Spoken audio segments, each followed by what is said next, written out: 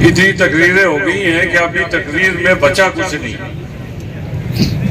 तो जो कुछ बातें तारिक फारूक साहब ने की या उसके बाद राजा फारूक अहद साहब ने कर दी हैं, जिस मकसद के लिए हम यहाँ आज इकट्ठे हुए वो मकसद एक रुका दी और उसी पे हमें रहना चाहिए था। बीच में और बातें आ गई। मैं सबसे पहले तो जो जिले की तंजीम है, जिला कोटली की तंजीम है, मैं उनको मुबारकबाद पेश करता हूँ और उन्हें आज के इस मशावरती इजलास के इनेकाद पे मुबारकबाद भी पेश है। अल्लाह का बड़ा करम है, हमें पूरे आजाद कश्मीर में हर हल्के में 33 हल्के हैं, 30 हल्कों में तंजीम साजी मुकम्मल हो चुकी है। तो उस 30 हल्कों में आप किसी और में इस तरह से तंजीम साजी की जरूरत महसूस नहीं की जा सकती।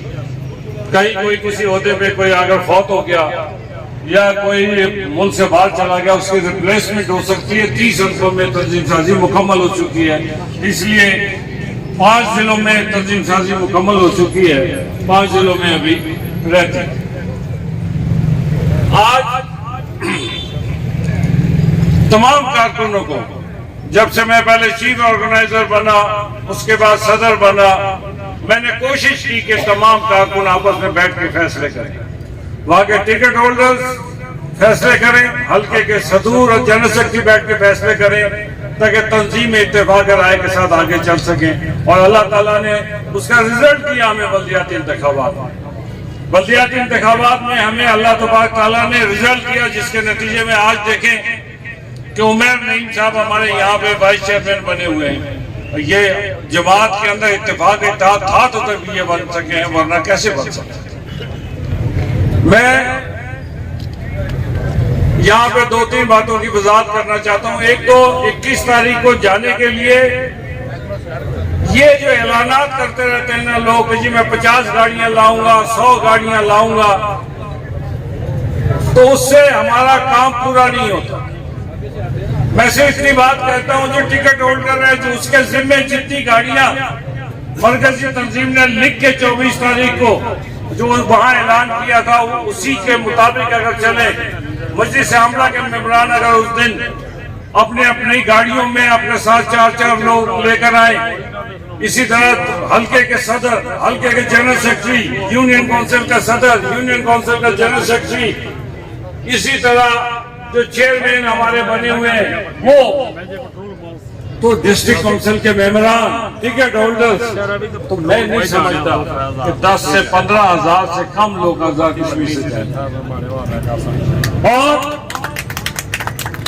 हम अगर सारे इसी तरह चले गए तो हमारी निशानी क्या है?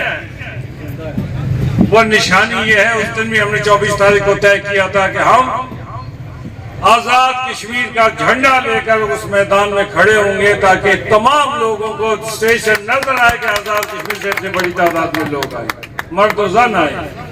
और हम जो है, मैंने उस दिन भी कहा था, आज फिर आपको दोहरा देता हूँ, मैं आपके साथ पिंडाल में बैठा हूँगा, मैं आपको पिंडाल में आपसे पहले पहुंच के आपका इस्तकबाल करूंगा, तमाम लोगों को वहां पे इस्तकबाल करूंगा, ताकि मैं देख सकूं जिसको जिम्मे लिस्ट भी होगी कि जिला काउंसिल टिकट किस किस को मिला था, क्या वो वहां मौजूद है, क्या हमारे ओहदेदार मौजूद हैं, क्या हमारे हल्के के ओहदेदार मौजूद हैं, क्या हमारे जिले के ओहदेदार मौजूद हैं, क्या हमारे यूथ के ओहदेदार मौजूद हैं।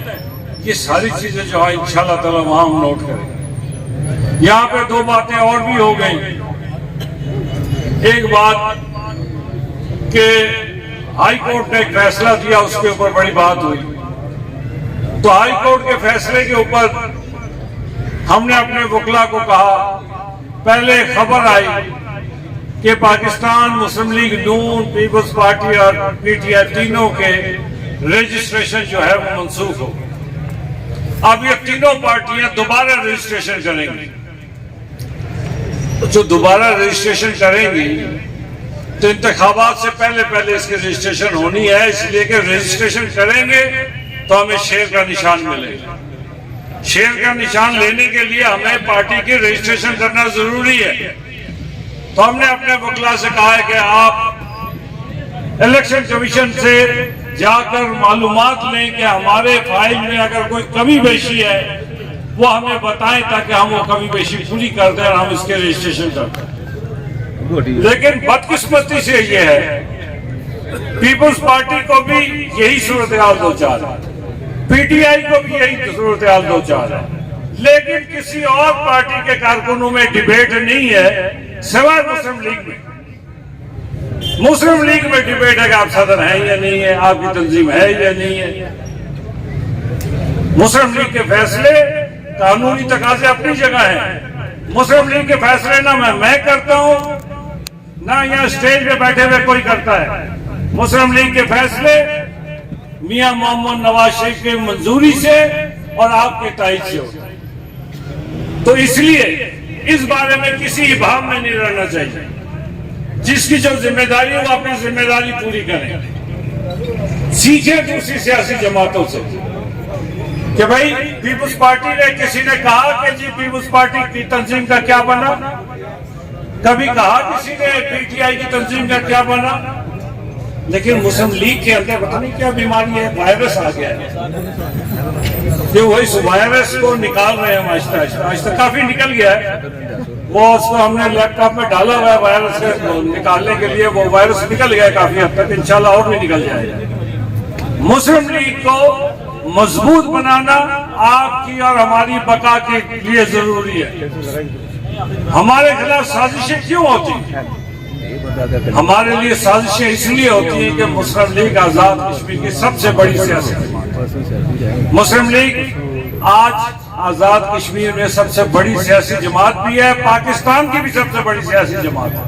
और उसका कायद आ रहे हैं, उसके कायद मियां मोहम्मद नवाज शरीफ साहब 21 तारीख को पाकिस्तान वापस आ रहे हैं। हम इस काम पे लगे हैं कि जो उनके इस्तकबाल के लिए क्या करना है, और पीछे से कुछ लोग लगे हुए हैं कि ये काम ना कर सके। ये रुकावटें हमें नवाज शरीफ साहब के इस्तकबाल से नहीं रोक सकती। हम इंशाअल्लाह ताला 21 तारीख को मियां मोहम्मद नवाज शरीफ साहब का फकीरुल मिसाल इस्तकबाल करेंगे। किसी को इसमें कोई जाए वो शक नहीं होना चाहिए। यहाँ हुकूमत की बात हुई कि जी ये हुकूमत क्या करे, इसमें रहना चाहिए नहीं रहना चाहिए। अपनी अपनी राय है, लोगों तमाम साथियों की अपनी अपनी राय है। ये सारी राय इकट्ठी करेंगे, 21 के बाद मियां मोहम्मद नवाज शरीफ साहब से बैठ के बात करेंगे और मियां मोहम्मद नवाज शरीफ साहब जो फैसला करेंगे।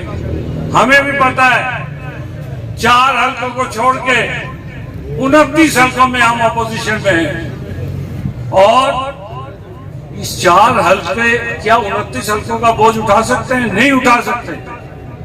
इसलिए इन मामलात को भी ज़ेरे गौर हम रखेंगे। हमारा सिंपल सा मामला है कि हम कारकुनों को हुकूमती इख्तियार के चक्कर में किसी सूरत ज़बा नहीं होने देंगे। अगर अपने कारकुनों का दिमाग अजान हो रही है, बस इसी के साथ आप लोगों का शुक्रिया अदा करता हूँ। अल्लाह ताला हम सबको 21 तारीख को लाहौर पहुँचने की तौफीक दे। बहुत बहुत